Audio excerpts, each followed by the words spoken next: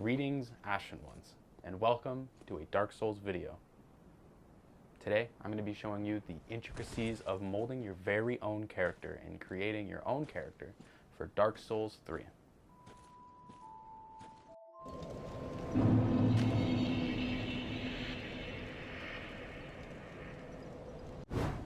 Before we get started, we must understand what we're dealing with here. Dark Souls 3 is an incredibly complex and detailed game. With so many features of customization, you're able to create anything you want, if you've got the time for it.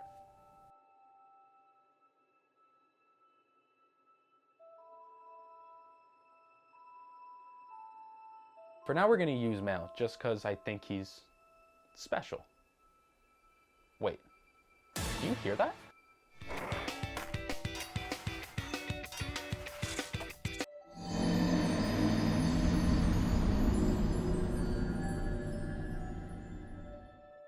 Taking a look at age now, we can see that it's not really much. You got three options. You can do either young. Starting with young, we can see that our character looks in the 20 to 30 age range, so we can tell that he can most likely keep up. The mature option really just ages him, so it doesn't change much besides making him look a little bit more ripped. So I guess the first guy's probably upset about that. In a cage, I read about a Aged is old, so if you want to play as like the Shrine Handmaid and go old as like 500, go crazy. I will not stop you. Vile brute. I'm but a poor old woman. Kicking off with our classes now, this part is going to be very important because this is going to affect the entirety of the game as it goes forward. We have the Knight. Sturdy, owing to high vitality and stout armor. A mercenary and a veteran on the battlefield. The Warrior, descendant of the Northern warriors famed for their brawn. Wields a sturdy spear and employs a gentle restorative miracle. The Thief, a common and pitiful thief. Assassin who stalks their prey from the shadows. Favors sorceries in addition to thrusting swords. The Sorcerer, a loner who left formal academia to pursue further research. The Pyromancer, a pyromancer from a remote region who manipulates flame. The Cleric, a traveling cleric who collapsed from exhaustion. And Deprived, naked and of unknown origin. Our next piece is the Burial Gift. Some of these are just consumables, but some, like the Life Ring, are something that you can keep on you throughout the entirety of the game. The Life Ring is going to give you a little bit of health, so if you feel like you might need that at the beginning of the game, it's always worth picking it up. We have Divine and Hidden Blessings. These are basically just going to fully restore your health points or your focus points. A Black Fire Bomb is a throwable grenade. The Fire Gem is used to infuse your weapon with the fire ability, which will cause fire damage when you use it. A Rusted Gold Coin is going to increase your item discovery by 100 for a minute. A Sovereignless Soul is 2,000 souls, which is your currency in this game. A Cracked Red Eye Orb will let you invade another player's world and engage in PvP with other players online. The Small Young White Branch will turn you into any object around you. The next part's going to be the Race, also has no discernible feature or use. Northern Warrior, Astora Noble, Dragon Academy Student, Kareem Novice, Katarina Merrymaker, Serpentine Traveler, Great Swamp Outcast, Londor Shadow of Death, and Irithilian. The next part is something that you think would have an effect, but actually doesn't. Body sizes. Our options as follows: standard, slim, very slim, burly, very burly, burly upper body, burly lower body, small head, large head.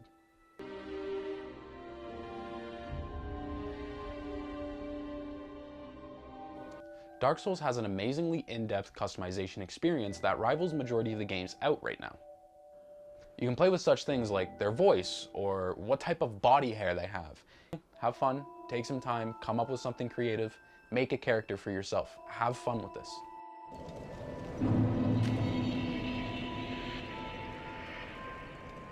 With 22 different family types, we have a lot of weapons to cover.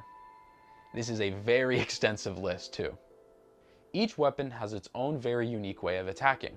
There is standard, strike, slash, and thrust. With knowing those categories, you can then narrow down which way you like to attack and then employ only those weapons. Weapon attacks cost stamina. Keep an eye out for your endurance. Some weapons are going to cost more to use, but are going to do more damage or hit a wider audience. So you're going to want to play through and figure out which one is also going to be most effective there. Some weapons are going to need attribute points to properly use them. You can use them without the attribute points, but you're going to be doing a very minimal amount of damage. A strong tip is to know what weapon you want to use. When planning out your attribute points, you would want to maximize the amount that you will get out of them. So when your attribute points hit that soft cap and lose their efficiency, you're still going to be relying on the other points that you have.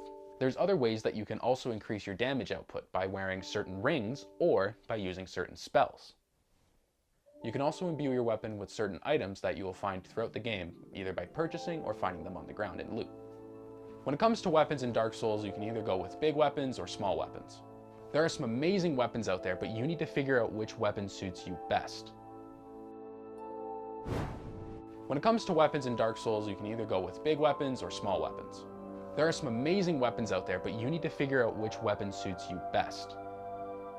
Weapons like Yorshka's spear here is a thrusting weapon. The Executioner's greatsword here likes to use strike attacks. The soft cap is usually around 40 to 55, where when you put your attribute points up to those numbers, they're going to start lowering the impact that they will have the further you put points into them. And the fan favorite scimitar uses slash attacks.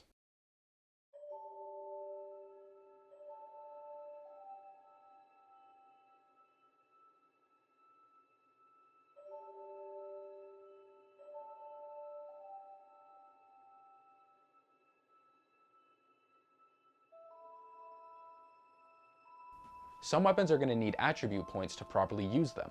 You can use them without the attribute points, but you're going to be doing a very minimal amount of damage, like this Fume Ultra Greatsword of mine.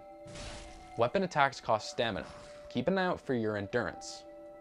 Some weapons are going to cost more to use, but are going to do more damage or hit a wider audience. So you're going to want to play through and figure out which one is also going to be most effective there.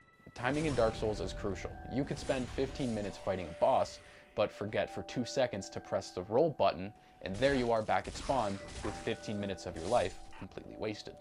Master your weapon, build some combos, and figure out which playstyle of attack is going to suit you. All weapon attacks in this game are completely viable, you just have to know what you're doing. Even weapons like the fist. Even if you wanted to use your hands, go crazy. I love them. In a game like Dark Souls, timing is very important, so don't get caught slacking. The next part we have is spells, so if you're part of the Wizards Guild, I urge you to listen up.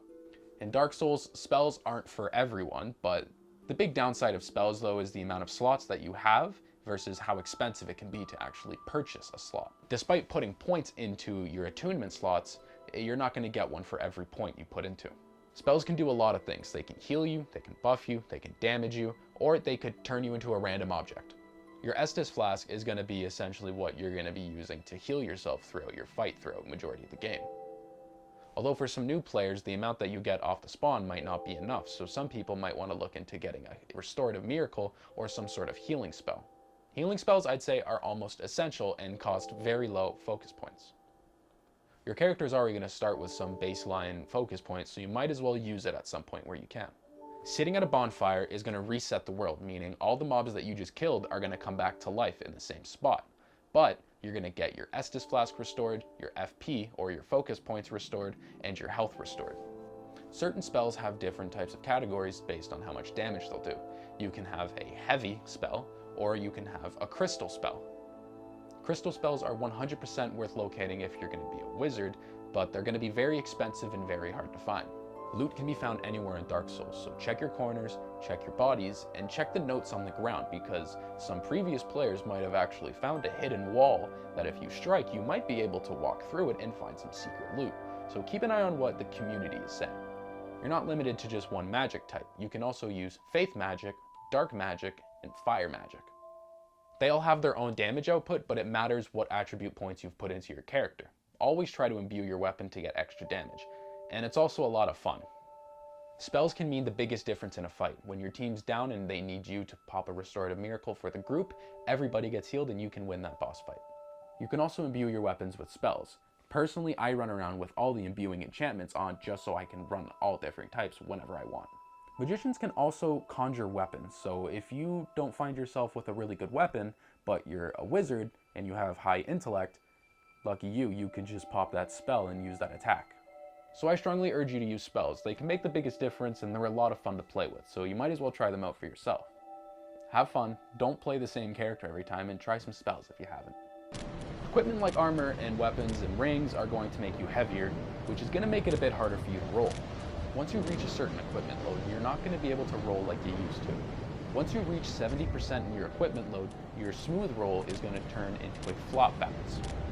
The flop bounce is going to increase your roll time from 0.54 seconds to 1.1 seconds, which is more than double your roll time. In a game like Dark Souls, if your roll technique is going to be from 0.54 seconds to 1.1 second, that's going to be a dramatic difference trying to escape during any engagement that you're in. Some armor is going to be way too heavy, so you're going to have to throw some attribute points into your equipment load. Armor like the Katarina armor or the so-called onion armor is going to make you way too thick and is going to make your roll turn from a normal steady roll into a flop bounce, like this. So when you're choosing your classes, do keep an eye on which class you're choosing, as each character has a unique set of armor. If you want to be able to run freely and roll around like nothing's going to hurt you, maybe you'll choose the deprived character. But if you want thicker or heavy armor, maybe you'll go with the warrior, knight.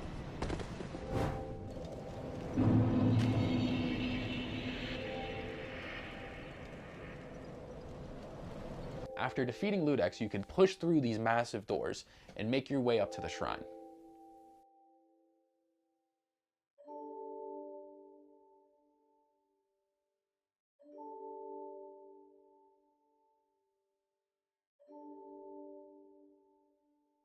Once you travel through this brick tunnel, you will see an opening at the end. You can just go for it. The shrine is home to many amendments.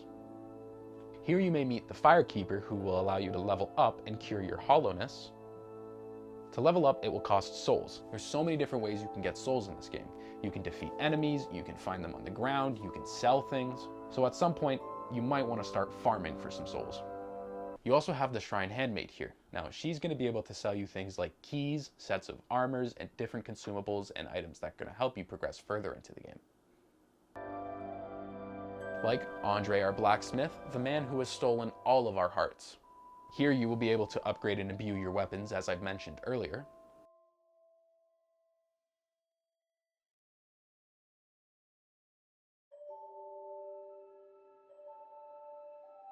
Followers and passerbys stop by in the shrine from time to time, so after finishing a boss fight or collecting an upgrade item, it's worth coming back to the shrine to see if somebody will have some new wares, or maybe you have a new follower to check out, so always keep an eye out.